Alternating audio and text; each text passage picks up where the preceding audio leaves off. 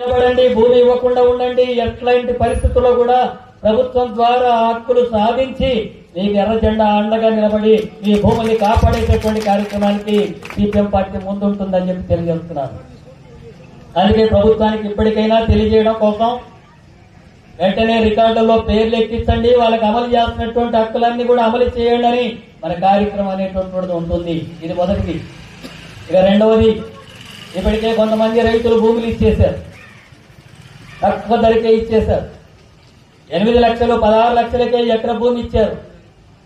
ఇప్పుడు మార్కెట్ ధరనేమో ₹1,00,00,000 పోతుందని చెప్పి అందరూ కూడా అంటున్నారు.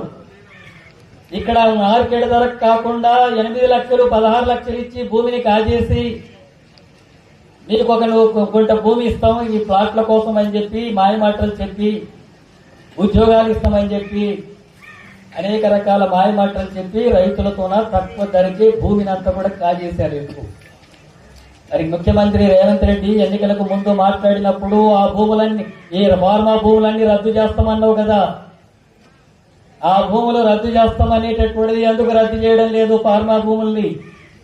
అలాగే రైతులకంతా కూడా భూమి వాపస్ ఇస్తామన్నావు కదా, ఎందుకు ఇవ్వడం లేదు? ఎందుకు మాట తప్పావు? ఎందుకు మాట తప్పుతున్నావు? ఎందుకు రైతులకు వ్యతిరేకంగా ఉన్నావు? రైతులందరూ కూడా నువ్వు ఫార్మా భూములంతా కూడా రద్దు చేస్తానంటే పాలాభిషేకం చేశారు కదా.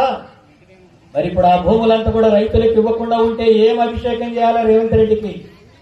మనం ఆలోచించుకోవాల్సినటువంటి అవసరం ఉంది. అందుకని ఈ మిగతా రైతులకు సంబంధించి ఇప్పటికే భూమి అమ్మడానికి సంతకాలు పెట్టి ఒప్పందం చేసుకున్నటువంటి రైతులకు మేము విజ్ఞప్తి చేస్తున్నది ఏంటంటే, మీకు ఇచ్చినటువంటి ధర చాలా తక్కువ, అది మోసపూరితంగా ఇచ్చారు. ఇప్పుడు ₹1,00,00,000 విలువ చేస్తుంది.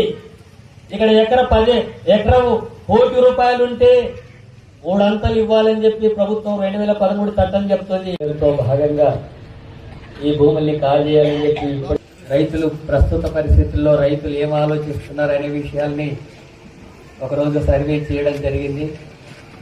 ఇప్పుడు ఈ గ్రామాలకు సంబంధించినటువంటి రైతుల అభిప్రాయాలు కూడా తీసుకొని, వీళ్ళ ఆలోచనలు కూడా తీసుకొని